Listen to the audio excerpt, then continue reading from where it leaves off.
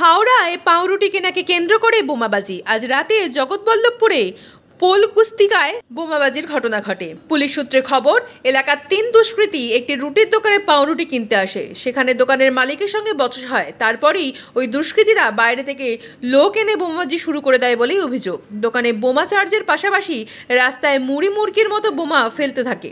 এলাকার মানুষ জানিয়েছেন 10 থেকে 15টি বোমা পড়ে। এই ঘটনায় দোকানের 2 জন এবং এলাকার আরও 2-3 জন আহত হন। আহতদের নিয়ে যাওয়ার সময় আমতা গ্রামীণ হাসপাতালে এবং স্থানীয় নার্সিংহোমে। এলাকায় আতঙ্ক ছড়িয়ে পড়ে।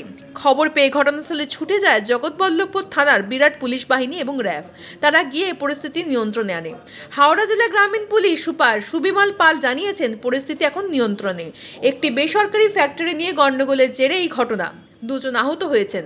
আহতদের হাসপাতালে নিয়ে যাওয়া হয়েছে। কি কারণে এই ঘটনা তা খতিয়ে দেখছে পুলিশ। আমাকে মাল কিনতে ছিল, এসি বলছে ওই যে রুটিয়ালা বলছি। কে এসেছিল মাল কিনতে? ওই 3-4 জন গুন্ডা ছিল।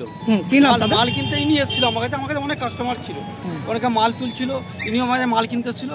এখন ওই সাহেব বলে আছে, আর একজন আমি আর কাউকে চিনতে পারিনি। আমি বলছি রুটিয়ালা আমাকে তেড়ে গেছে, যে আমরা সাঁটারটা বন্ধ করতে পারি, তার মাথায় করে পিস্তল ধরেছে। পিস্তল ধরেছে আমাকে মেয়েছে, আমার হাতে যে ভেঙে গেছে। আমি কোনো ক্রমে ছুটে পেয়েছি, আমার সামনে বম ফেলেছে। আল্লাহর রহমতে আমি আমার বমের দ্বারা হয়তো আমি উড়েই যেতাম, কিন্তু তখন আমার কিছু। আপনাদের সাথে কোনো কি শত্রুতা ছিল? শত্রুতা বলতে একটা বেকারিকে কেন্দ্র করে একটা সমস্যা। আচ্ছা। আপনি মানে কি চাইছেন? আমি এর বিচার চাইছি।